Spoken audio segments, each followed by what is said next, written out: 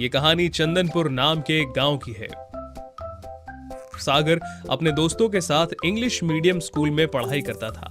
सागर बहुत घमंडी था, इसीलिए वो सिर्फ अमीर लड़कों को ही अपना दोस्त बनाता था। उसी गांव में रामू भी रहता था।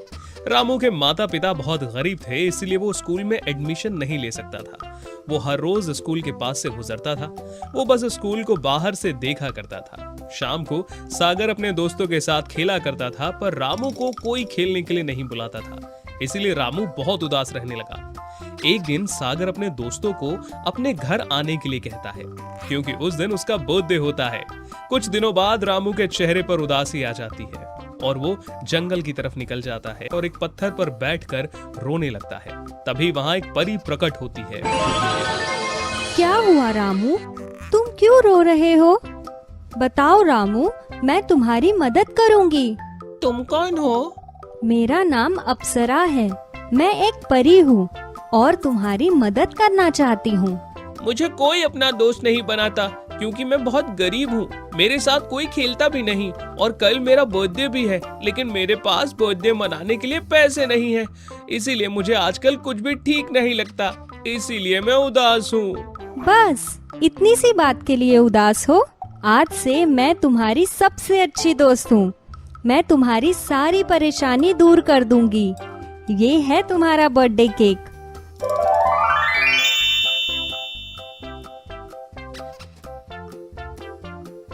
तुम अपने बर्थडे पर सारे दोस्तों को बुलाना और सबको केक खिलाना। फिर भी ये केक खत्म नहीं होगा, ये फिर भी उतना ही रहेगा। तुम इससे जो भी मांगोगे वो तुम्हें मिल जाएगा। पैसे, खिलौने, जो भी मांगो, और फिर तुम उनके साथ स्कूल में पढ़ाई भी कर सकोगे। तुमने मुझे अपना दोस्त बनाया, आज मैं बहुत खुश हूँ और मेरे इस बर्थडे केक के लिए तुम्हारा बहुत शुक्रिया। तुम मेरे बर्थडे पर आओगी ना? ठीक है, मैं जरूर आऊंगी।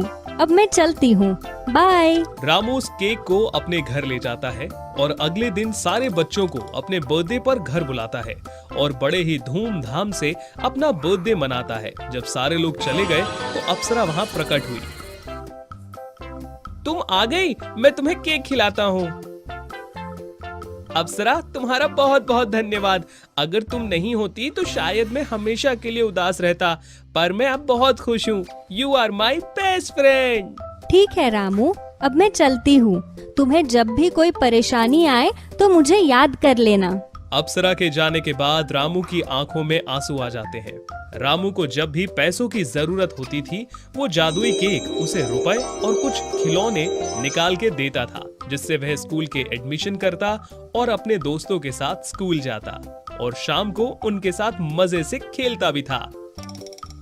ये देखकर सागर का घमंड चूर चूर हो गया।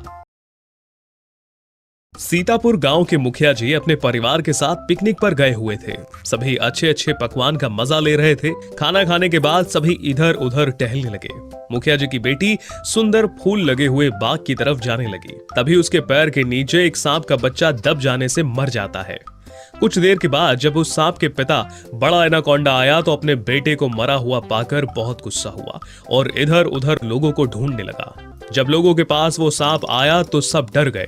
सांप कहता है, मेरे बेटे को किसने मारा? जिसने भी मारा है वो हमेशा के लिए अंधा हो जाएगा और कभी अपनी आंखों से देख नहीं सकेगा। ये मेरा श्राप है, श्राप। उस बाग के पास तो मैं गई थी। लगता है अनजाने में मेरे पैर के नीचे दब जाने से इसके बच्चे की जान चली गई। मुझे कुछ दिखाई नहीं दे रहा है, मैं देख नहीं सकती। पिताजी, ये क्या हो गया? मुझे कुछ दिखाई नहीं दे रहा है पिताजी। मुखिया उस सांप के पीछे पीछे जाने लगता है और उसे रुकने के लिए कहता है, अरे हमें माफ कर दो, मेरी बेटी से भूल हो गई। मेरी बेटी को ठीक करने का क्या तरीका है? मगर सांप नहीं रुकता है। काफी इलाज करने के बाद भी उसकी बेटी ठीक नहीं होती। मुखिया अपनी बेटी को लेकर एक साधु बाबा के पास जाता है। साधु बाबा तपस्या में लीन होते हैं। जब साधु बाबा तपस्या से उठे तो मुखिया कहता है, बाबा जी, मेरी बेटी एक सांप के श्राप से अंधी हो गई है। इसे ठीक करने का कोई उपाय बताइए बाबा जी। बाबा जी अपनी शक्ति से उसके इलाज का कोई उपाय देखने लगते हैं। इसे ठीक करने का एक ही उपाय है। पीतमपुर नाम के गांव के पास एक जंगल है। उस जंगल में एक बहुत बड़ा पहाड़ है। उस पहाड़ के ऊपर एक सुनहरा फूल है। अगर उस फूल को लाकर तुम्हारी बेटी के माथे पर रख दिया जाए तो तुम्हारी बेटी ठीक हो जाएगी और फिर से देख सकेगी। मगर वो रास्ता बहुत खतरनाक है। जो भी उस पहाड़ पर चढ़ने के लिए जाता है उसे अजीब अजीब सी आवाजें सुनाई देती हैं और डर के कारण वापस आने लगता है। लेकिन जैसे ही वो वापस आने के लिए पीछे मुड़ता है वो एक पत्थर बन जाता है। अगले दिन मुखिया ने गांव में ये ऐलान करवा दिया, सुनो सुनो सुनो, जो भी पीतमपुर जंगल के पहाड़ से सुनहरा फूल लाएगा उसे 50,000 रुपए का इनाम दिया जाएगा। सुनो सुनो सुनो। कुछ लोग फूल लाने के लिए जाते हैं लेकिन डरावनी आवाज आने के कारण वो वापस आने लगते हैं और वो पत्थर बन जाते हैं और फूल लाने में नाकाम हो जाते हैं। कुछ दिन बाद उस गांव में एक ईमानदार और नेक मुसाफिर आता है।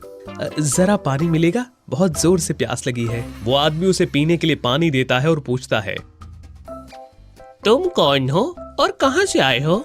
मेरा नाम अमृत है, मैं कमलपुर का रहने वाला हूँ। तुमने मुझे पानी पिलाया है, बताओ मैं तुम्हारे लिए क्या कर सकता हूँ।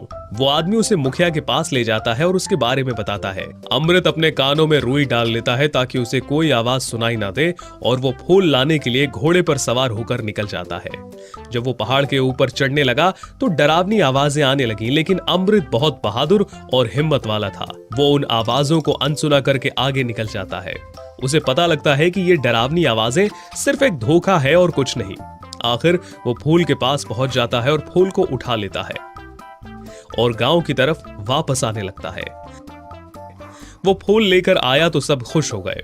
अमृत फूल को मुखिया की बेटी के सर के ऊपर रख देता है और वो ठीक हो जाती है और उसे फिर से दिखाई देने लगता है। मुखिया ने हाथ जोड़कर उस आदमी का शुक्रिया अदा किया और कहा, बहुत बहुत शुक्रिया तुम्हारा, ये एहसान हम कभी नहीं भूलेंगे। तो देखा आपने, हमें हर काम को हिम्मत से करना चाहिए तो हमें सफलता जरूर मिलेगी।